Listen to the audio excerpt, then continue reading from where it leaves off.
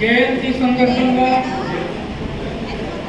మొత్తం దేశంలోనే ఈ కులాల లెక్కలు జనాభా లెక్కల్లో భాగంగా పూర్తిగా అన్ని కులాల లెక్కలు మళ్ళీ తీయాలి అనే ఉన్న ఒక పోయిన ఆదివారం ముంబైలో పెద్ద సభ జరిపితే అక్కడికి వెళ్ళి వచ్చాను.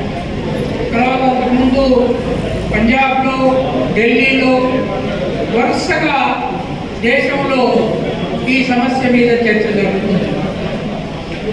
సర్దార్ పాపన్న 300 సంవత్సరాల పైన ఈ దేశంలో ఒక న్యాయం జరగాలి, సమానత్వం కలిగిన వ్యవస్థ జరగాలని ఒక పోరాటం చేసి చనిపోయాడు. ఆయన వర్ధంతి రోజు బహుజన లెఫ్టినెంట్లు ఖమ్మంలో ఈ సమావేశం పెట్టడం అనేది చాలా ఆనందదాయకమైన విషయం. రెండవది మారోజు వీరన్న నాకు బాగా తెలిసిన వ్యక్తి. ఆయనను చాలా చిన్న వయసులోనే రాజ్యం ఆయనతో పాటు పనిచేసిన వాళ్ళను చాలామందిని చంపేసింది. ఆ మారోజు వీరన్న స్మృతిలో కూడా ఇది ఒక మంచి ప్రయత్నం. మిత్రులారా, ఈ కుల జనగణన అనేది ఏదైతుందో చాలా పెద్ద సమస్యగా తయారైంది. దీన్ని మొట్టమొదలు బీసీ కులాలు లెక్కలు తీస్తే బీసీలలో అన్ని రాష్ట్రాలలో రిజర్వేషన్ మనలాగా ఏబిసిడీలుగా విభజించబడి లేదు. అట్లాగే ఎస్సీ కులాలలో మన దగ్గర గత 35-36 ఏళ్ళ నుంచి మాలామాదిగల మధ్య రిజర్వేషన్ విభజన జరగాలనే ఉద్యమము జరుగుతున్నది. ఆ రిజర్వేషన్ విభజన జరగడానికి వీల్లేదని ఒక సెక్షన్ హైకోర్టుకు పోయింది, హైకోర్టు నుంచి సుప్రీంకోర్టుకు పోయింది. ఇటువంటి ప్రక్రియ ఒకటి పంజాబ్లో, అక్కడ కూడా దళితులలో రిజర్వేషన్లో కులాల వారిగా వాటా విభజన జరగాలని అక్కడ ప్రభుత్వం ఒక నిర్ణయం తీసుకోగానే అక్కడ కూడా కోర్టుకు వెళ్ళారు. ఇవన్నీ కోర్టులో ఆగిపోయాయి. మీకు తెలుసు, ఎస్సీ ఎస్టీ రిజర్వేషన్ ముఖ్యంగా మాదిగలకు 7%, మాలకు 6%, వాటి ఉపకులాలకు ఒక్కొక్క %, 4 సంవత్సరాలు ఇక్కడ అమలైంది. అమలైన తర్వాత కోర్టు అది ఆ హక్కు రాష్ట్ర ప్రభుత్వాలకు లేదు అని చెప్పడంతో దాటిపోయింది. అయితే బీసీలలో ఉత్తరవాది రాష్ట్రాలలో కూడా ఒకనాడు 1990లో బీసీ రిజర్వేషన్ను కేంద్ర ప్రభుత్వం స్థాయిలో అమలు చేయాలి అనే డిమాండ్ వచ్చినప్పుడు మన దగ్గర రెడ్లు, కమ్మలు, కోస్తా జిల్లాలలో ఖమ్మం కింది భాగంలో ఉన్న కాపులు మాకు రిజర్వేషన్ అక్కర్లేదు, మేము క్షత్రియులతో సమానం, రిజర్వేషన్ బతుకు మేము బతకదలుచుకోలేదని వాళ్ళు రిజర్వేషన్ బయట ఉన్నారు. అందువల్ల మీకు ఖమ్మం జిల్లా వాళ్ళకు కనుక మీ జిల్లా కుల వ్యవస్థను జాగ్రత్తగా చూసినట్లయితే ఇక్కడ పెద్దగా 300 కాపులు కనపడాయి. ఖమ్మం జిల్లాలో 300 కాపులు ఎక్కువ ఉంటారు. అయితే ఖమ్మలు రిజర్వేషన్ బయట ఉన్నారు. వాళ్ళు కాకుండా ఉన్న మిగతా బీసీ కులాలు ఏవైతే ఉన్నాయో, మిగతా కులాలు అంటే చాకలి, మంగలి నుంచి మొదలుకొని మిగతా శూద్ర కులాలన్నీ ఇక్కడ రిజర్వేషన్లో ఉన్నాయి. ఇవి కాకుండా ఖమ్మం లాంటి జిల్లాలో షెడ్యూల్ కాస్ట్ సంఖ్య ఎక్కువ ఉంది కనుక షెడ్యూల్ కాస్ట్లలో ఇప్పుడున్న రిజర్వేషన్లలో లంబాడాలు ఎక్కువ తీసుకుంటున్నారు. ఈ లంబాడాలు ఎక్కువ రిజర్వేషన్ తీసుకుంటున్నారు అనే దానికి వ్యతిరేకంగా కోయలు, బోర్డులు పెద్ద ఎత్తున ఉద్యమాలు నడిపెట్టాలనుకుంటున్నారు. దీనివల్ల అక్కడ కూడా ఒక సమస్య వచ్చింది. అంతేకాకుండా ఇక్కడ ఖమ్మోళ్ళు మాకు రిజర్వేషన్ కావాలని అడగట్లేదు, వాళ్ళు శూద్రులే, వాళ్ళు వ్యవసాయం చేసుకుంటూ ఎక్కడ కోస్తా జిల్లా నుంచి కృష్ణా, గుంటూరు జిల్లా నుంచి ఖమ్మానికి మైగ్రేట్ అయ్యారు.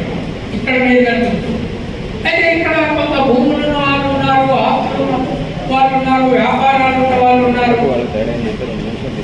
కమ్మలు ఇక్కడ ఆంధ్రలో కానీ ఇక్కడ కానీ రిజర్వేషన్ అడగట్టు, రెడ్లు కూడా రిజర్వేషన్లు అడగట్టు.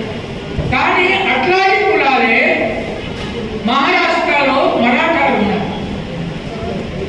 వీళ్ళకంటే నిజంగా ఆర్థికంగా బలంగా ఉన్నారు. కేవలం భూములే కాదు, కొంత మొత్తము మిల్ వ్యాపారం ఏదైతే ఉన్నదో, షుగర్ కేన్ పంట వ్యాపారం అంతా కూడా మరాఠాల చేతిలో ఉంది. వాళ్ళు మాకు రిజర్వేషన్ కావాలని పెద్ద ఎత్తున పోరాడు. తర్వాత పటేల్స్ ఎవరైతే ఉన్నారో, సర్దార్ వల్లభాయ్ పటేల్ కులము గుజరాత్లో, వాళ్ళు మాకు రిజర్వేషన్ కావాలని పోరాడు.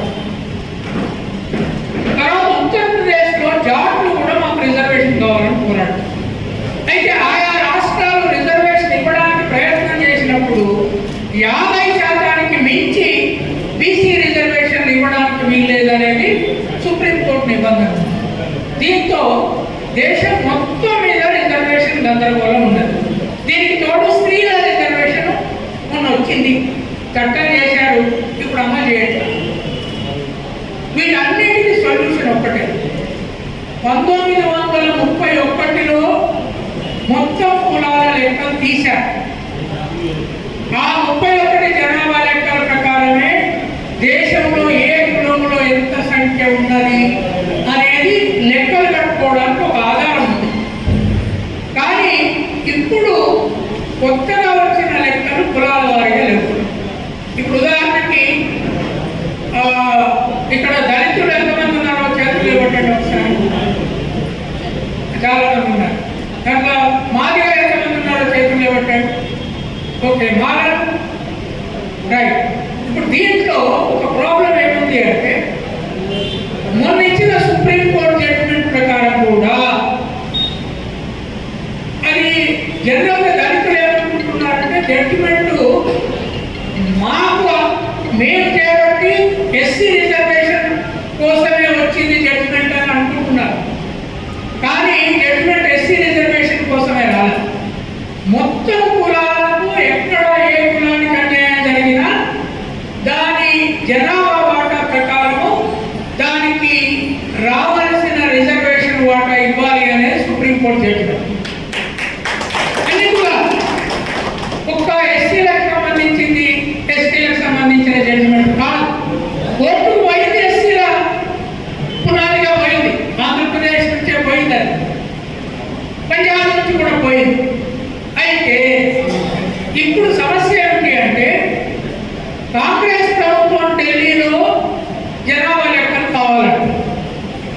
రాహుల్ గాంధీ ప్రతిపక్ష నాయకుడుగా పదే పదే పార్లమెంట్లో జనాభా లెక్కలు తీయించాలని డిమాండ్ చేస్తున్నాడు. తర్వాత పంజాబ్లో, ఢిల్లీలో నేను వాళ్ళు పెట్టిన మీటింగ్లో పోయి ఆయనతో పాటు మాట్లాడాను. ఆయన పూర్తిగా జనాభా లెక్కలకు అనుకూలంగా ఉన్నాడు. కానీ బీజేపీ జనాభా లెక్కలకు అనుకూలంగా లేదు. ఇది ఒక పెద్ద సమస్య. అయితే బీజేపీ కులాల లెక్కల ప్రకారమే సీట్లు పంచాలనే ప్రయత్నంలో వాళ్ళు మరి. ఇప్పుడు మీరు మొన్న తెలంగాణ ఎన్నికల్లో మీరు చూసినట్లయితే బీజేపీ ఏం చెప్పింది, బీసీలను ముఖ్యమంత్రి కావాలి ఇక్కడ అంటే. ఈటెల రాజేందర్ ముఖ్యమంత్రిగా ప్రతిపాదించింది కూడా బీసీలు కావాలని. సో ఈ బీసీలు ముఖ్యమంత్రిగా కావాలనే బీజేపీ తర్వాత ఇక్కడ ప్రత్యేక కుల మీటింగ్లు కూడా పెట్టారు. మీకు గుర్తుండాలి, ప్రధానమంత్రి వచ్చి హైదరాబాద్లో పెద్ద మాదిగల మీటింగ్ పెట్టారు. కృష్ణ మాదిగ ఆ మీటింగ్లో ఆయనతో పాటు పాల్గొన్నాడు. అక్కడే ఆయన మేము సుప్రీంకోర్టులో ఉన్న కేసులో కులాల వారీగా ఉన్న సమస్యకు ఆ కేసులో ప్రభుత్వం అనుకూలంగా ఉంటుంది అని ప్రకటించాడు. అనుకూలంగానే వాళ్ళు సుప్రీంకోర్టు జడ్జిమెంట్ ముందు కేంద్ర వాదన వినిపించారు. అందువల్ల కూడా జడ్జిమెంట్ వచ్చి ఉండవచ్చు. అయితే ఇప్పుడు సమస్య ఏమిటి అంటే, వీళ్ళందరూ అనుకున్నట్లు అది ఇక తిరుపతి నేను ఖమ్మంలో మీటింగ్లు ఉన్నా, వాళ్ళు అనుకున్నట్లు ఈ జడ్జిమెంట్ అమలు చేయలేదు. కులాల లెక్కలు తీయకుండా ఇప్పుడు ఉదాహరణకు పోయినసారి రామచంద్రరావు కమిషన్ ఆధారంగా మాదిగల 7% మాలల 6% తేల్చింది.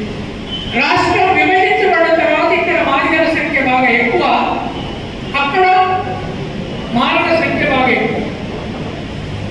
ఈ ప్రాబ్లం ఉంది కదా.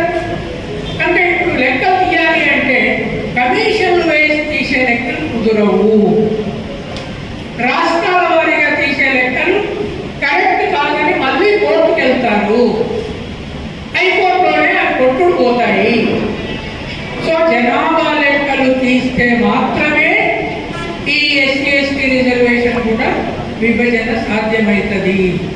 ఇది అటు ఆదివాసీ నాయకులు కావచ్చు, ఇటు దళిత లీడర్లు కావచ్చు, జాగ్రత్తగా గుర్తుపెట్టుకొని బీసీలతో పాటు ఎస్సీలు కూడా జనాభా లెక్కల డిమాండ్ చేయడమే మంచిది.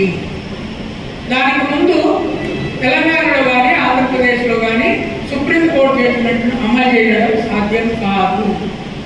ఎందుకంటే జడ్జిమెంట్లో స్పష్టంగా ఒక అంశం ఉన్నది.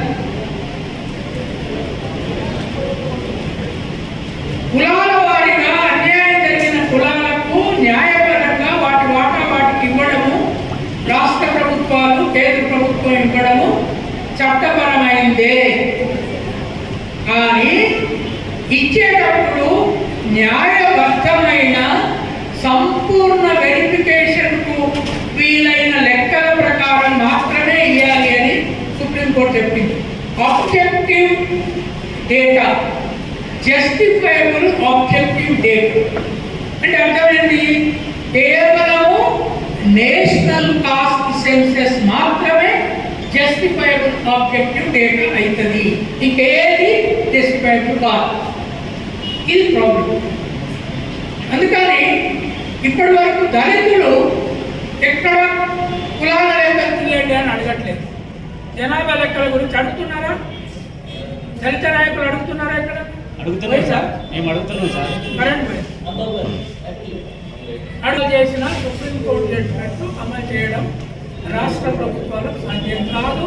అయితే అవి మళ్ళా కోర్టులో పోతాయి. ఏ బేసిస్ మీద పోతాయి? మీరు తీసిన లెక్కలు కరెక్ట్ కాదు, ఆధారం లేదు అనే బేసిస్ మీద పోతాయి. అందుకని ఈ సదస్సులో కానీ మిగతా చోట కానీ మీరు అందరూ చేయాల్సిన పని ఏంటంటే ఇటు బీసీల ఎస్సీలు ఒక్క విషయంలో సుప్రీంకోర్టు బీసీ ఎస్సీలను కలిపింది. చాలా చోట్ల నాకు తెలుసు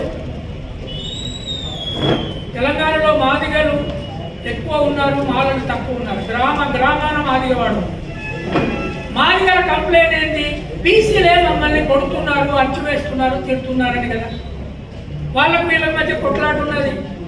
ఎస్సీ అట్రాసిటీ కేసులు ఎక్కువ బీసీల మీద ఉన్నాయి. ఈ బీసీలు ఏమో మా మీదనే అట్రాసిటీ కేసులు పెడుతున్నారని ఎంతోమంది నా దగ్గరికి వచ్చి, నేను మాదిగ రెండోళ్ళకి సపోర్ట్ చేసినప్పుడు మరి నువ్వేమో సపోర్ట్ చేస్తున్నావు, వాళ్ళేమో మా మీదనే అట్రాసిటీ కేసులు పెడుతున్నారు, ఏంటి సార్ ఇది అని వాళ్ళు నా దగ్గరికి వచ్చేది. నేను చెప్పిన మరి మీరు మాది వాళ్ళని తిట్టుడు మానేయాలని. అరే తుడే ఎందుకంటారు? మీ ఇంట్లో పెళ్ళి అయితే అందరితో పాటు వాళ్ళని కూడా పిలిచి ఇంత ఆ బంతి పువ్వు పెడితే అయిపోద్ది కదా. అట్లా పెట్టాం సార్, ఊళ్ళో అట్లా నడవకుండా గిట్నే ఊళ్ళో అట్లా నడవకుంటే గిట్లే అంటే సాకర మంగళోళ్ళు నీ బట్టలు ఉతకాలి, గోర్లు తీయాలి, నీ పిల్లలు స్నానం చేయించాలి, నీకు గిన్నెలు కడగాలి, మాదిగోళ్ళు డబ్బు కొట్టాలి, చచ్చిపోతే కూడా ముందడు తీయాలి, బొంద తీయాలి, కాల పెట్టాలి. కానీ ఇంటికి మాత్రం నువ్వు పిల్లు ఏమన్నా ఏదిరా అని అంటావు. ఏదిరా కేసు పెట్టు. అగో నాతో వచ్చిన మిత్రుడు ఉన్నాడే, పోలీస్ ఆయన పోలీస్ స్టేషన్ పిలిస్తే ఆయన కేసు పెట్టింది ఎస్సీ అని పేరు చెప్పొకసారి లేచి నిలబడి. వినయ్ కుమార్ బహుజన లెఫ్ట్ పెద్ద నాయకుడు. ఇప్పుడు సో నేననేది ఏంటి అంటే బీసీలు కూడా అర్థం చేసుకోవాలి. ఈ కొట్లాట అంతా బీసీలలో ప్రాబ్లం ఏంటి అంటే రిజర్వేషన్ వచ్చినట్టుంటుందంటే మీటింగ్కి వస్తాం. ఏ రిజర్వేషన్ ఏమైతుంది అది కాదు అనుకుంటే బోనాల దగ్గరికి పోతాం. బోనాలు ఆదివారం వచ్చిందంటే మంచిగా మాంసం వండుకొని తినే వాళ్ళు ఏ పెండింగ్ ఈ కషాయలే వస్తేంది పోతేంది చస్తేంది అని దానికి కూడా రెండు కుర్చీలు ఇక్కడ వచ్చి కూర్చోండి.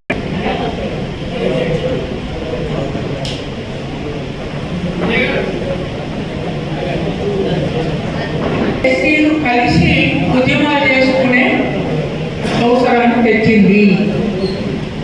నేనంటే అర్థమవుతుంది కదా. మొదటిసారి బీసీలు ఎస్సీలు కలిసి కాస్ట్ సెన్సస్ లెక్కలు తీయండి, కులాల జనాభా వారీగా రిజర్వేషన్ అమలు చేయండి. అయితే కర్ణాటకలో చేశారు, లెక్కలు బయట పెట్టలేదు. సిద్ధరామయ్య ప్రభుత్వమే చేసింది. సిద్ధరామయ్య ముఖ్యమంత్రి తెలుసు కదా మీకు.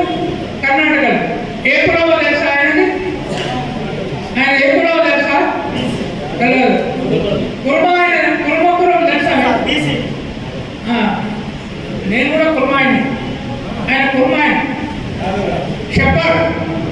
ఆయన లెక్కలు తీయించింది. కానీ ఐకులాలో ఏమంటున్నారంటే, నువ్వు లెక్కలన్నీ బయట పెడితే మాకు పెద్ద సమస్య. ఇప్పుడు మన రాష్ట్రం ఉందనుకోండి, రెడ్లు ఏమంటున్నారంటే మేము 8% ఉన్నామంటున్నాం. యాదవులు ఏమంటారు, నా దగ్గరకు వచ్చి యాదవులు సార్ మనం 16% ఉన్నామంట. అంటే నేను 16 ఎందుకంటున్నారా, 25 అనంటే దోషిందనంట. రెడ్లు 8 అంటున్నారు. బాగా కలిసినప్పుడల్లా 8 ఎందుకంటున్నారు. మేము ఒక 30% ఉన్నామనండి. ఎందుకంటే అధికారం అవుతుంది. ఇప్పుడు వెలమలకు పోయింది, మళ్ళీ మీకు వచ్చింది కదా. ఇక ఇదంతా మీదే కదా. మేము 30% ఉన్నాం అనండి. అంటే అడిగేటోళ్ళు కాదు అంటే లెక్కే ముఖ్య అంటే కదా. సో కుటుంబాలు ఏమంటారు అంటే, సార్ గొడ్లు ఎక్కువ తీసుకుంటున్నారు, మనం 15% ఉన్నాం సార్ అంటే ఒక్కో గొర్రెల మందలే లేవు, మన లెక్క మాత్రం పెద్దదే చెప్తుంది. ఇవన్నీ ఉత్త గాలి లెక్క. ఎవరి కులం వాళ్ళు ఇష్టం వచ్చినట్టు లెక్క చెప్తుంది. లెక్క చెప్పుకొని కొట్లాట, మా కులం ఇంచున్నది మాకు ఇది తీయాలి. ఇది కుదరదు.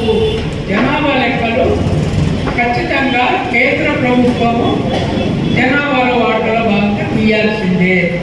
అందుకని మీరు ఒకటి చెప్పండి, ఇప్పుడు బీసీలు ఎస్సీలు కలిసి ఐక్యంగా జనాభా లెక్కల ఉద్యమం చేస్తారా?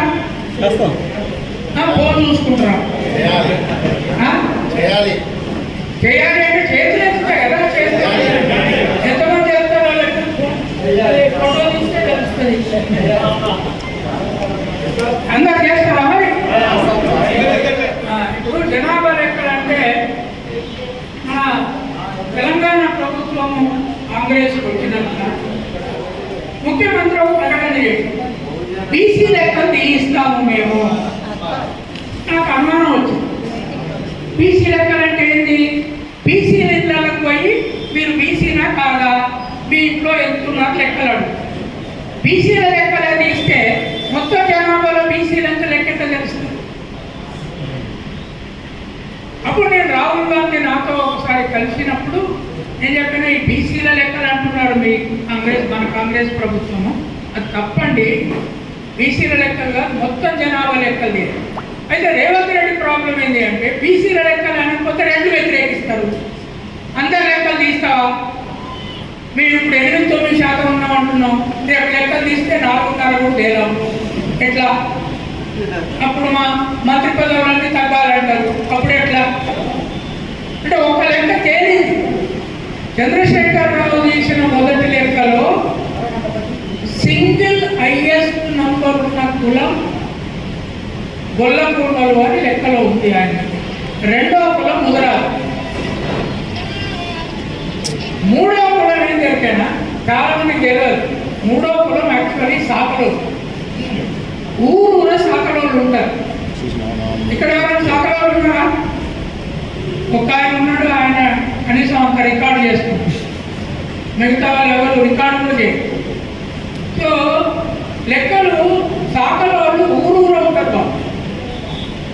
సాకలోళ్ళు ఊరూర 15-20 కుటుంబాలైనా ఉంటాయి.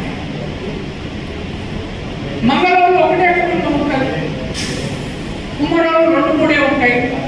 ఆ నంబర్ మిల్లదు. అందుకని ఇప్పుడు లెక్కలు ఎట్లా చెప్తున్నారంటే, ముఖ్యమంత్రి చెప్పింది చెప్తున్నాను. నేను ఒక ఇంటర్వ్యూ చేసే అతను రేవంత్ రెడ్డిని అడిగింది, ఇప్పుడు పోరాటం వెలుగోళ్లకు రెడ్లకు జరుగుతుందంటారు, మరి ఇది నిజమేనా అని అడిగింది ముఖ్యమంత్రి అయ్యాను. అంటే రేవంత్ రెడ్డి ఏమన్నా అంటే, అరే వాళ్ళకు మాకు పోరాటం ఏంటండి, మా సంఖ్య ఎక్కడ వాళ్ళ సంఖ్య ఎక్కడ అని ఏమన్నాడు ఎక్కడా, ఒక్క బస్తా బియ్యం వండితే ఎరువులు అందరి తినగా మిగులుతుంది, కానీ పుట్ల కొద్ది బియ్యం వండినా రెడ్డోళ్ళు తినక అసలు మిగలదు. కొంతమంది ఉన్నాము, మాకు వాళ్ళ పుట్లకు ఎట్లయితే అంత మొత్తం రాజ్యం బాధే అని ఆయన చెప్తున్నాడు, ముఖ్యమంత్రి చెప్తున్నాడు. కనుక నేననేది ఏంటి అంటే, సరే మీరు 30 పుట్లు తినేటోళ్ళు ఉన్నారు, మరి మాది వాళ్ళు ఎంతమంది ఉన్నారో చెప్పరా, ఎన్ని పుట్లు తింటారు, వాళ్ళు ఎన్ని పుట్లు తినాలి అంటే అసలు లెక్క ఏం చెప్తారంటే, మాది వాళ్ళు తిండేందుకు అంట, వాళ్ళ పుట్లు లేవు తిండి లేదు. మరి గొల్ల కుటుంబాలు అంటే వాళ్ళు గొర్రెలు తిని బతకని అంటే వాళ్ళంతా ఇప్పుడు ఖమ్మంలో కూడా చాలామంది యాదవ్ ఉన్నాడు, వెజిటేరియన్ అవుతుంది, మాంసం తినను, ఒక ఆయన ఆదివారం తినడు, ఒక ఆయన సోమవారం తినడు, ఒక ఆయన మంగళవారం తినడు. మరి గొర్రెలు కొనాలి, మంగళవారం కొన్ని పని చేద్దాం, అప్పుడు పని చేద్దాం. ఆ తిప్ప గొర్రె మాంసం పెట్టాలి, గొర్రె కుటుంబాలు తర్వాత వెజిటేరియన్ తినాలి. పెళ్లిలో మాంసం పెట్టాడు, మరి పెళ్లిలో మాంసం పెట్టకపోతే గొర్రెలు వేస్తాను, ఎవరు తినాలి అంటే ఆఖరికి లెక్క ఎక్కడ వచ్చిందంటే, ఇక ఎవరు తినకున్నా ముస్లింలు బక్రీద్ నా తింటారులే వాళ్ళు కొనుక్కుంటారు. ఇదే రీతిలో కులలెక్కించేటప్పుడు గొర్రెలు పెంచి గొర్రె మేకలు పెంచి బతికిన వాళ్ళము ఇవాళ మేము మాంసం తినమంటే మరి వాటి పరిస్థితి ఏంటి? ఈ లెక్క చూడాలి కదా. కనుక ఈ దేశంలో కులాలకు వృత్తులు ఉన్నాయి, ప్రతి కులానికి ఒక వృత్తి ఉన్నది. ఇప్పటికి ఉన్నదా లేదా? బట్టలు సాకలో తప్ప అన్ని కులాల బట్టలు ఎవరు సాకలో వదిలిపెట్టాడు. ఇక్కడ మిమ్మల్ని అడుగుతానే, ఎంతమంది మొగోళ్ళు మీ ఇంట్లో తల్లియో భార్యయో బట్టలు జీవితంలో ఒక్కరాడని ఉతికిందా? మీ ఇంట్లోనే మీ తల్లియో భార్య ఒక్కరాడ, ఒక ఇద్దరు లేబట్టింది. అయితే ఈ నలుగురు నిజంగానే ఉతికిందా లేదా అనేది ఇంట్లో పోయి అడుగుతుంది. ఎందుకంటే ఇది కామన్ వ్యవహారం కాదు, కామన్ వ్యవహారం కాదు. కానీ మీరే చెప్పండి, మీ భార్య ఎన్నిసార్లు మీ బట్టలు ఉతుకుతాను, రోజు ఉతుకుతానా లేదు? మీరైతే మిషన్లు కూడా వేయాలి, భార్య బట్టలు మిషన్ వేసినా ముట్టు పడతాం అంటే నీ భార్య బట్టలు. ఇది దేశం, ఇది సంస్కృతి, ఇది మంచిదేనా? మీరు ఒకసారి ఇక్కడ మీటింగ్ నుంచి పోయినాక మీ భార్యతో లేదా కలిగి ఉంటే చిన్నపిల్లలు అయితే చెప్పండి, మీ బట్టలని నానబెట్టి ఇప్పుడు నేను ఉంచుతానని చెప్పండి. అంటే వాళ్ళు ఆశ్చర్యపోతారు, ఏమైంది, నీకు ఏం రోగం వచ్చింది, కొత్త రోగం పెట్టుకొని వచ్చినట్టు ఏమైంది అంటే, కంసాయన అని ఒక పిచ్చి ఆయన వచ్చి చెప్పిండు, ఆయన ఇది ముతుకుతేనే స్వర్గం పోతామంటూ సచ్చినాక లేకపోతే పోమంటాం అని చెప్పండి. అప్పుడు ఏం జరుగుతుందో చూడండి. ఇది ఈ దేశాన్ని సర్వనాశనం చేసింది ఏం జరిగినా పనికి మధ్య తేడా. దీన్నే శ్రమ గౌరవం అంటారు. శ్రమకు గౌరవం లేదు. ఆడవాళ్ళు ఇల్లు ఉడవాలి, గిన్నెలు తోవాలి, బట్టలు ఉతకాలి, మగవాళ్ళు కాలు మీద కాలు వేసుకొని తినేటప్పుడు ముందు తినాలి, ఎక్కువ తినాలి, ఆడవాళ్ళు వాళ్ళు తిన్నాక తినాలి. అంటే నీ ఇంట్లో మనుషులే కదా, వాళ్ళు చచ్చిపోతే నీకు వండే దిక్కులేదు కదా, ఎందుకు చేస్తున్నారు ఇది? వీళ్ళు ఏమన్నారంటే ఆడవాళ్ళు మగవాళ్ళ కంటే తక్కువ. అంటే నీ దేశం అంతా దీనికి ఏం చెప్తున్నారంటే, అది ఏం సిద్ధాంతం చెప్తున్నారు, ఎవరు చెప్పింది? ఆడవాళ్ళు మగవాళ్ళ కంటే తక్కువ అంటే మగవాళ్ళ కడుపుకి తినుడు ఎక్కే కానీ పిల్లల కనుక ఎక్కాను ఆ శక్తి ఉన్నది ఎక్కడికి.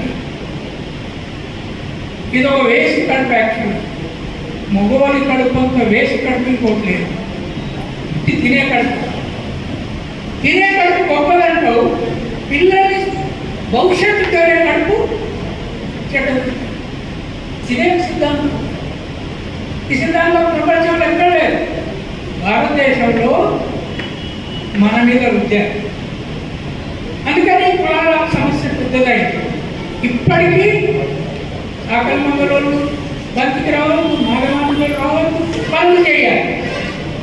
కనుక కులాల లెక్కలు తీసినాక కులాల వారీగా చాలా విషయాలు పంపకాలు జరుగుతాయి.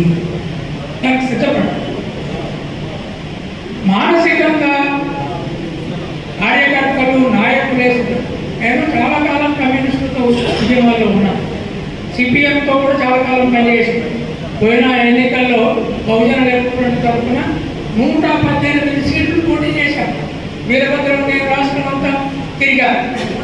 ఆఖరికి వాళ్ళు అంత అయిపోయాక ఏమన్నారంటే, అంత అయిన పోయినామంటే ఇగో మొగోళ్ళతోటి బట్టలు తీస్తాను, సిపిఎంలో కూడా బట్టలు చూడండి, నువ్వు ఆయన కూడా పోకని చెప్పి అయిపోయింది. ఇది కుదరది.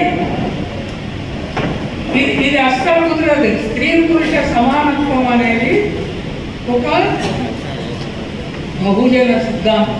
మీకు తెలిసి ఆ ప్రపంచంలో మహాత్మా పూలే అనే పేరు విన్నారా? ఆయన భార్య పేరేమి? సావిత్రిబాయి. అంటే నేను బుద్ధుని గురించి పిహెచ్డి పుస్తకం రాశాను. జీసస్ గురించి చదివాను. దేశంలో ఉన్న పెద్ద దేవతల చరిత్ర చదివాను. కానీ మహాత్మా పూలే అనే ఒక మన దగ్గర ముదిరాజ కులం లాంటి దాంట్లో పుట్టిన ఆయన 13 ఏళ్ళకి ఆయనకు పెళ్ళైంది. 9 ఏళ్ళు సావిత్రిబాయికి పెళ్ళైంది. వాళ్ళిద్దరిని, ఆమె 9 ఏళ్ళ అమ్మాయి, ఈయన 13 ఏళ్ళ అబ్బాయి, ఇద్దరిని పెళ్ళైన తర్వాత ఒక గదిలో దూరారు, సంసారం చేయండి పిల్లల కానీ. అప్పుడు ఆ రాత్రి పూలే భార్యకి ఏం చెప్పాడు ఎక్కడైనా, సావిత్రి నీకు 9 ఏళ్ళు, 18 ఏళ్ళు నీకు వచ్చేంత వరకు మన ఇద్దరిని సెక్స్ లైఫ్ కాదు రూములో, నీకు నేను చదువు చెప్తా రూములో.